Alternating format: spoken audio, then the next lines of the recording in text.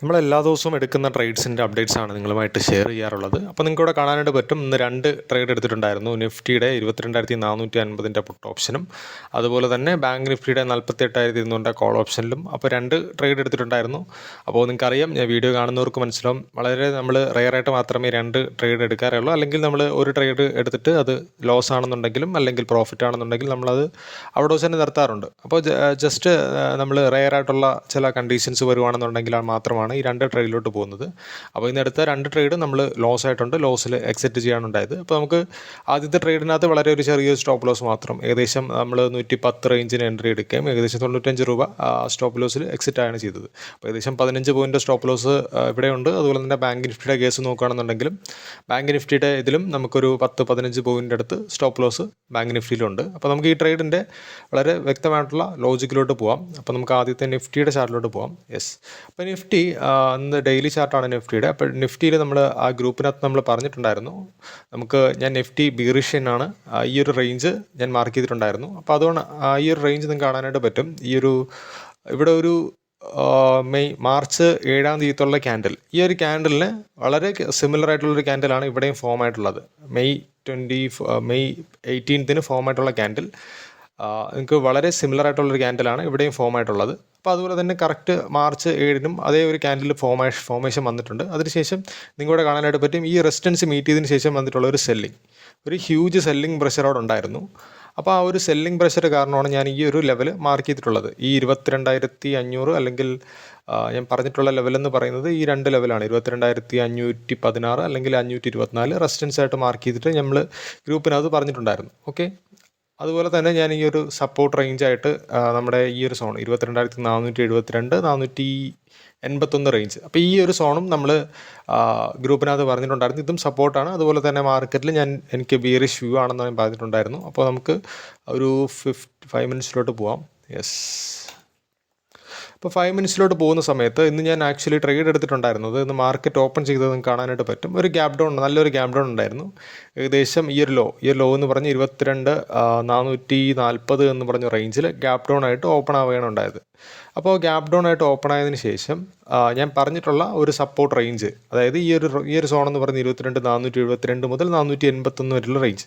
അപ്പോൾ ഈ ഒരു സോണിൽ ശരിക്കും ഈ ഒരു സപ്പോർട്ട് ബ്രേക്ക് ചെയ്തത് കൊണ്ട് തന്നെ ഇവിടെ നിങ്ങൾക്ക് കാണാനായിട്ട് പറ്റും, ഈ ആദ്യത്തെ 2 ക്യാൻഡലിൽ നല്ലൊരു സെല്ലിംഗ് ഉണ്ടായിരുന്നു. ഈ ഒരു ക്യാൻഡലും 9:15 ക്യാൻഡലും അല്ല 9:20 ക്യാൻഡലും, ആ ഫസ്റ്റ് 5 മിനിറ്റ്സിൻ്റെ ക്യാൻഡിൽ നല്ലൊരു സെല്ലിംഗ് വരുന്നതായിട്ട് കണ്ടായിരുന്നു. അപ്പോൾ അതിനുശേഷം ഞാൻ 9:30-ക്കാണ് ഫസ്റ്റ് എൻട്രി പോകുന്നത്. അപ്പോൾ നിഫ്റ്റിയുടെ കേസിനകത്ത് നോക്കുന്ന സമയത്ത് ഇവിടെ ഈ ഒരു സപ്പോർട്ട് ഇവിടെ ബ്രേക്ക് ചെയ്തിട്ടാണ് ട്രേഡ് ചെയ്യുന്നത്. അതുപോലെ തന്നെ ഇവിടെ ഒരു റെസിസ്റ്റൻസ് ഇവിടെ ഫേസ് ചെയ്യുന്നുണ്ട്. അപ്പോൾ ഈ റെസിസ്റ്റൻസ് ഫേസ് ചെയ്ത് ഇവിടെ നിന്ന് ആദ്യം ഒരു സെല്ലിംഗ് വരുന്നുണ്ട്.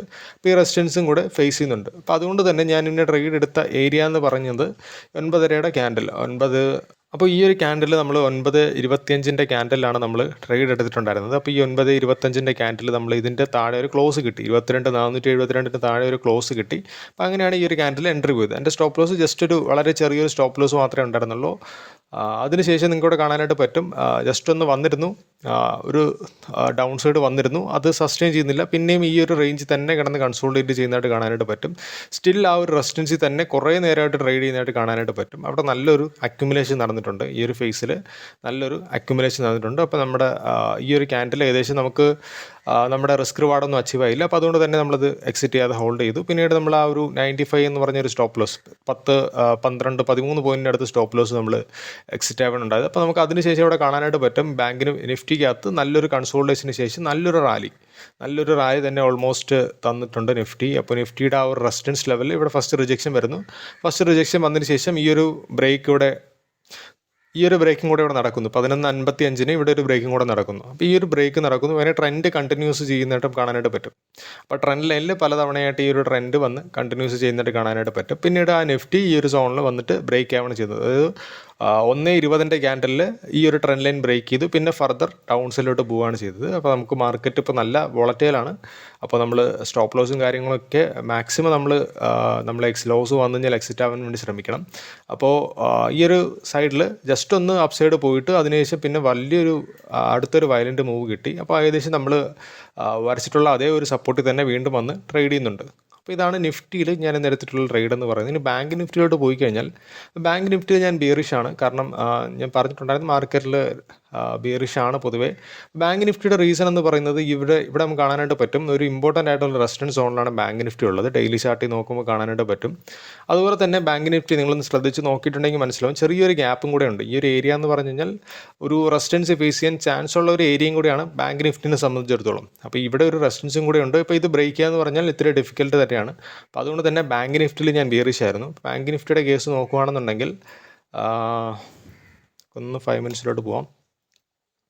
യെസ്, അപ്പോൾ ബാങ്ക് നിഫ്റ്റിയുടെ കേസ് നോക്കിയാൽ മനസ്സിലാവും, ഈ ഒരു റെസിസ്റ്റൻസ് നമ്മുടെ നിഫ്റ്റിയിൽ വന്നതുപോലെ തന്നെ നമ്മൾ ബാങ്ക് നിഫ്റ്റിയുടെ റെസിസ്റ്റൻസും കറക്റ്റ് സപ്പോർട്ടും പറഞ്ഞിട്ടുണ്ടായിരുന്നു. അപ്പോൾ ഇതാണ് നിങ്ങൾ വാച്ച് ചെയ്യേണ്ട ലെവൽസ് എന്ന് പറഞ്ഞിട്ടുണ്ടായിരുന്നു. 48,130 മുതൽ 146 റേഞ്ച്.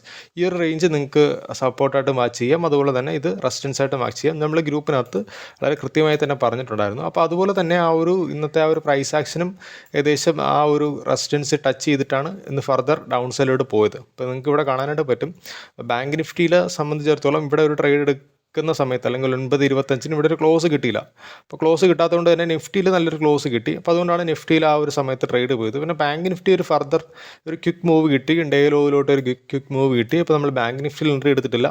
നിഫ്റ്റിയുടെ ആ സമയത്ത് എൻട്രി എടുത്തുകൊണ്ട് തന്നെ നമുക്ക് വളരെ ഒരു 4-5 പോയിൻറ്റ്സിൻ്റെ മൂവ് മാത്രമേ നമുക്ക് അതിനകത്ത് കിട്ടിയെന്നുള്ളൂ. നമ്മൾ പിന്നെ ലോസിൽ അക്സെപ്റ്റ് ചെയ്യാനുണ്ടായത്. അപ്പോൾ ബാങ്ക് നിഫ്റ്റി പിന്നീട് ഇത് നമ്മൾ ഫർദർ ലോയിലോട്ട് വരുന്നു, അല്ലെങ്കിൽ ഡേ ലോ എത്തിയതിന് ശേഷം പിന്നീട് ഫർദർ അപ്സൈഡിലോട്ട് കയറി പോവാണ് കണ്ടത്. അപ്പോൾ അതിനുശേഷം പിന്നെ ബാങ്ക് നിഫ്റ്റിയിൽ ഞാൻ എൻട്രി എടുക്കാനുള്ള റീസൺ എന്ന് പറയുന്നത്, ഈ ഒരു ക്യാൻഡിലായിരുന്നു ഞാൻ എൻട്രി എടുത്തിട്ടുണ്ടായിരുന്നത്. 1:10 ക്യാൻഡിൽ, 1:10 ക്യാൻഡിലിൽ എൻട്രി എടുത്തിട്ടുണ്ടായിരുന്നു. ഇവിടെ റെസിസ്റ്റൻസ് ഉണ്ടായിരുന്നു.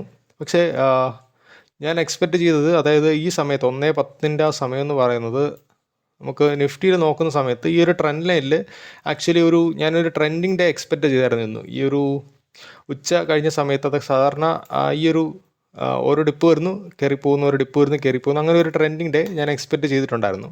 അപ്പോൾ നിഫ്റ്റി നോക്കുന്ന സമയത്തും ഏകദേശം ആ ഒരു ട്രെൻഡ് ലൈനിന് അടുത്ത് തന്നെ നിഫ്റ്റിയും ട്രേഡ് ചെയ്തിട്ടുണ്ടായിരുന്നു. ബാങ്ക് നിഫ്റ്റി നോക്കുന്ന സമയത്തും ഒരു ബൈ ഓൺ ഡിപ്പ് പോലെ ഒരു മാർക്കറ്റാണ് എനിക്ക് ഫീൽ ചെയ്തത്. കാരണം ഓരോ ഡിപ്പിലും നല്ല രീതിയിൽ മാർക്കറ്റ് ഒരു പോയിൻറ്റ്സ് മുകളിലോട്ട് കയറി പോകുന്നുണ്ടായിരുന്നു. അപ്പോൾ അതുകൊണ്ട് തന്നെയാണ് ഈ ഒരു പോയിന്റ് വന്ന സമയത്ത് 1:05 കഴിഞ്ഞിട്ടുള്ള ഈ ഒരു ക്യാൻഡിൽ 1:10 ക്യാൻഡിലായിരുന്നു എൻട്രി എടുത്തിട്ടുണ്ടായിരുന്നത്. അപ്പോൾ ഈ സമയത്തും വളരെ ചെറിയൊരു സ്റ്റോപ്പ് ലോസ് മാത്രമേ ഉണ്ടായിരുന്നുള്ളൂ. അപ്പോൾ അതുകൊണ്ടാണ് ബാങ്ക് നിഫ്റ്റിയിലും എൻട്രി എടുക്കാനായിട്ട് പോയത്. നമ്മുടെ റിസ്ക് ഒരിക്കലും സാക്രിഫൈസ് ചെയ്തിട്ട് നമ്മുടെ റിസ്ക് എത്രയാണോ അത് അക്സെപ്റ്റ് ചെയ്യുക. അപ്പോൾ നമ്മൾ ചെറിയൊരു സ്റ്റോപ്പ് ലോസ് ആയതുകൊണ്ടാണ് രണ്ടാമത്തെ എൻട്രിക്കും പോയത്. അപ്പോൾ ഞാൻ എക്സ്പെക്റ്റ് ചെയ്തത് ഈ ഒരു ഹൈ ബ്രേക്ക് ചെയ്യുന്ന സമയത്ത് നല്ലൊരു ഫേസോട് കൂടി തന്നെ അടുത്ത ഫർദർ റെസിസ്റ്റൻസ് ബ്രേക്ക് ചെയ്ത് പോകുമെന്ന് എക്സ്പെക്റ്റ് ചെയ്തു. പക്ഷേ കറക്റ്റ് നമ്മൾ എൻട്രി എടുത്ത ആ ഒരു പോയിന്റിൽ നിന്ന് തന്നെ നല്ലൊരു സെല്ലിംഗ് വരുന്നു.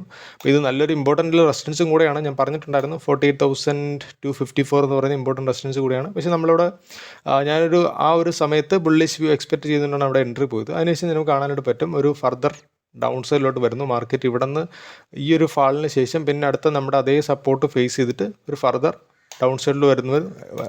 പിന്നെ നമ്മളിപ്പോൾ ട്രേഡ് ചെയ്യുന്നത് ഏകദേശം നമ്മൾ ഡേ ലോ കഴിഞ്ഞിട്ട് ഡേ ലോയുടെ അടുത്ത് തന്നെ ഇപ്പോൾ മാർക്കറ്റ് ട്രേഡ് ചെയ്യുന്നുണ്ട്. അപ്പോൾ ഇതാണ് ഇന്നത്തെ ട്രേഡ് എന്ന് പറയുന്നത്. അപ്പോൾ നാളെ നമുക്ക് പുതിയ ഒരു ട്രേഡ് കിട്ടുകയാണെന്നുണ്ടെങ്കിൽ പുതിയൊരു വീഡിയോ ആയിട്ട് കാണാം.